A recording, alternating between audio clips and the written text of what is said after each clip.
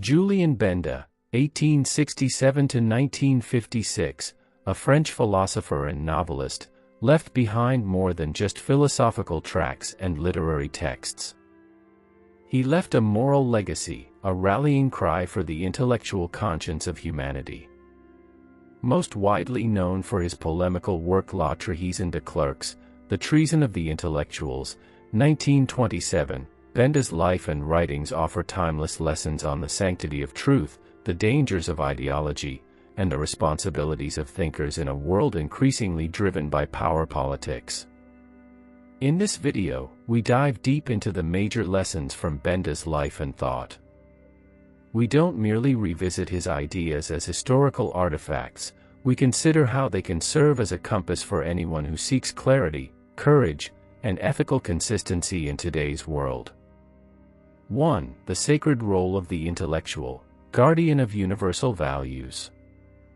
Benda's central thesis in La Trahison de Clercs is that intellectuals, what he called clerks, have historically been the stewards of universal ideals, justice, truth, reason, and peace.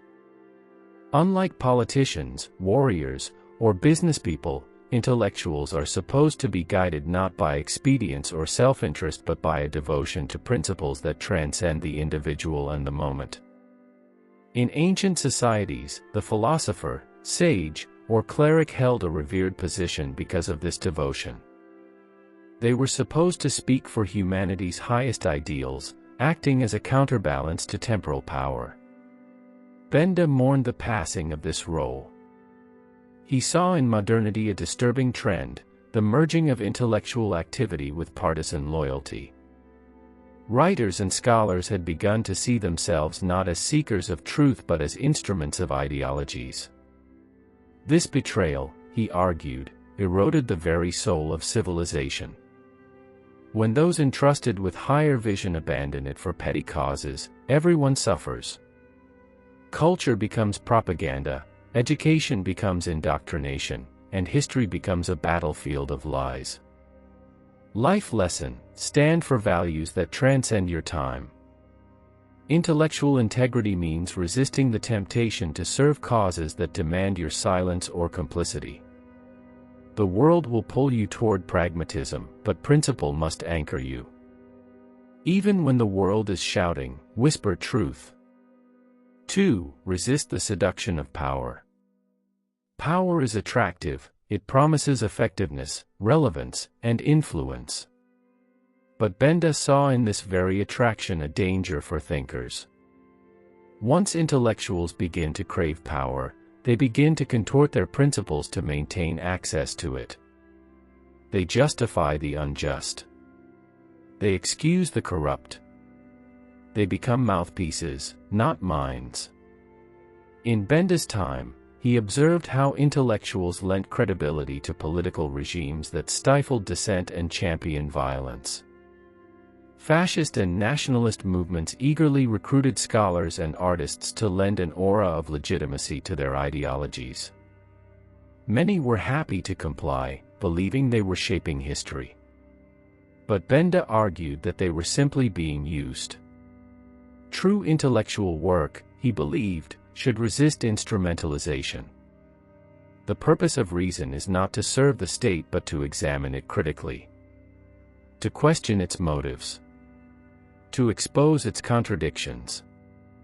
When the intellectual becomes a servant of power, society loses its conscience. Life lesson: influence is seductive, but independence is sacred. Your clarity of thought depends on your freedom from ideological servitude. True power lies in the ability to think clearly, not in having a seat at the table. If you're always in the room, ask if you're still speaking freely. 3. Defend disinterested inquiry. One of Benda's most profound contributions was his defense of disinterested inquiry. This is the idea that intellectual pursuits, philosophy, science, history, art, should be engaged in not for personal gain or political utility but for their own intrinsic worth. In a world increasingly obsessed with productivity and results, Benda's insistence on the autonomy of thought was revolutionary. He believed that true wisdom comes when we stop trying to make every thought practical. He was not naive, he understood that ideas shape societies, but he insisted that ideas must be free to flourish outside of utilitarian demands. When inquiry is reduced to utility, knowledge becomes shallow. It becomes a means to an end, not an end in itself. Benda saw this as a dangerous trend that would eventually lead to a world where propaganda replaces truth, and expediency replaces ethics.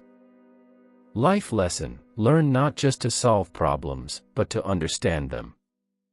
Ask questions not because they'll get you a job or a following, but because they matter. There is honor in contemplation, even when the world demands action. Make space in your life for reflection without reward. 4. Speak truth even when it costs you. Benda lived what he preached. He was never afraid to criticize popular movements or sacred cows. He challenged both right-wing nationalism and left-wing revolutionary zeal with equal fervor. This earned him enemies across the political spectrum, but he remained unwavering. To speak truth in times of widespread deceit is to risk isolation, mockery, even persecution. But Benda saw this as the sacred duty of the intellectual. Truth must not be contingent on convenience or comfort. It must stand on its own, even if no one applauds it. The moment you start tailoring your words to win approval, you've already lost your moral compass. For Benda, this was the ultimate betrayal, not just of one's role as an intellectual, but of one's humanity. Life lesson: don't confuse popularity with correctness. If you believe in something that runs counter to prevailing winds, hold your ground. Silence may be safe, but it is not innocent. Truth is not validated by applause, but by courage. 5. Love peace for its own sake. Many people say they want peace. But Benda insisted that peace must be pursued as a moral imperative, not merely a strategic or emotional one. Peace that is chosen to avoid discomfort is fragile. Peace that is chosen because it is right has the power to endure. During the interwar period, Benda saw a disturbing trend: people supported peace as long as it didn't inconvenience their ideologies or pride. The same people who claimed to hate war were quick to justify aggression when it served their interests. Benda's view was different: peace must be principled. This doesn't mean passivity. It means opposing war not out of fear, but out of conscience. It means seeking justice as the foundation of harmony, not just absence of conflict. Real peace demands courage, not cowardice. Life lesson: cultivate a love for peace that is not rooted in fear or comfort. Advocate for justice even when it risks breaking the peace. Only a peace grounded in moral clarity is worth preserving.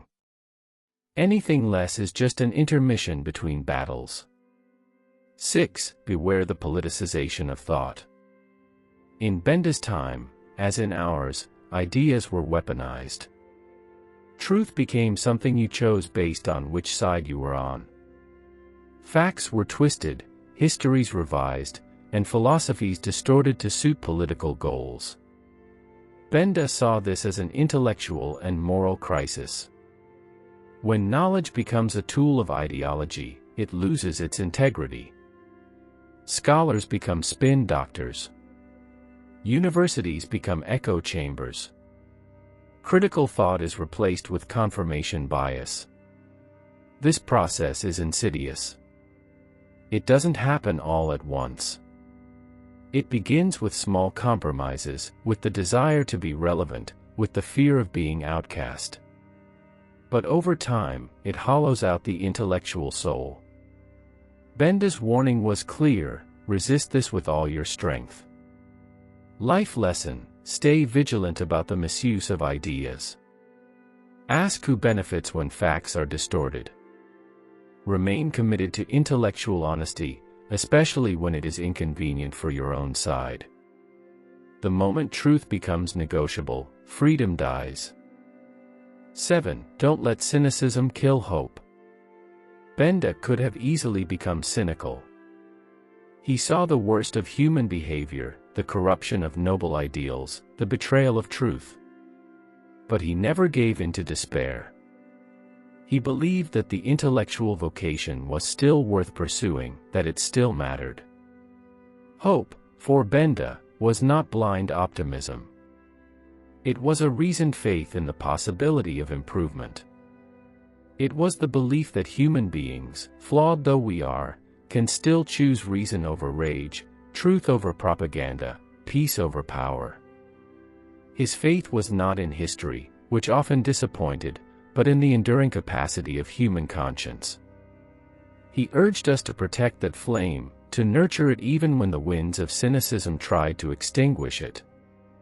Life lesson: hold on to hope, but let it be a rational hope, hope rooted in effort, discipline, and integrity. The world is not saved by wishful thinking but by principled action. Let your despair be fuel, not a tomb. 8. Preserve the tension between the temporal and the eternal.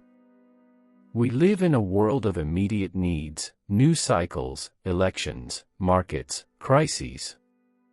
But Benda reminded us that civilization also depends on things that don't change: ethical principles, the pursuit of truth, aesthetic beauty, philosophical insight. He didn't deny the importance of the temporal.